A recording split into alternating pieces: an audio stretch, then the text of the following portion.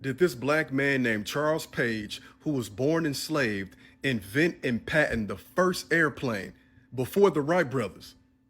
Well, if he did, then what happened to it? You ain't gonna believe this, y'all. The way the family tells this story, the idea started with a dragonfly. The story goes that he would watch those things in flight for hours at a time, and I assume that it's where he got his inspiration to build an airship. Joseph Page is talking about his grandfather, Charles Page, a farmer and timberman in Pineville, Louisiana. Granddaughter Katie Page Williams heard the same story. At an early age, I was told that he had this invention, the airship or airplane. The year was 1903, when Charles Page turned his inspiration from a flying insect into an airship. It was about the same time that the Wright brothers were taking flight with their airplane. Page got a patent for his airship in 1906, before the Wright brothers. But Page's story takes an unusual turn.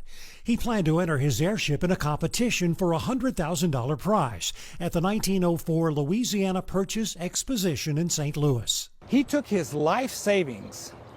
He built a working model, tested it at his home in Pineville, and then shipped it off by train to St. Louis, Missouri, where he was going to fly the airplane in St. Louis, Missouri, and then become a chapter in all of our history books. But the aircraft never arrived at the World's Fair. His plane was destroyed or stolen, possibly due to the fact he was an African American. I think that because he was a black man who had the audacity to try something that had never been done before is probably one of the reasons why the model disappeared and the history was never corrected to show that.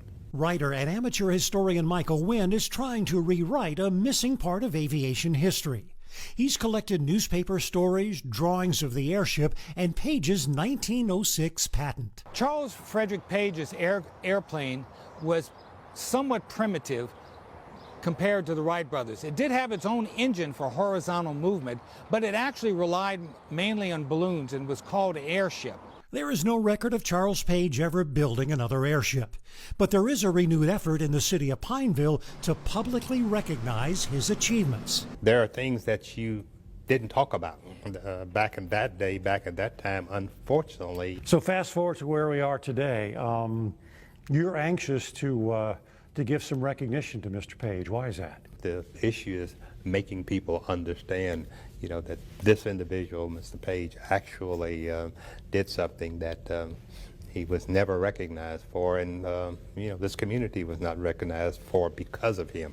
I really often wish I had known him because I think our generation could have learned a lot from him. Even Charles Page's final resting place in Pineville has been covered up with bricks and concrete in an unmarked family crypt.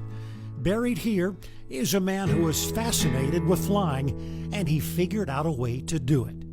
With the heart of Louisiana, Dave McNamara, Fox 8 Local First.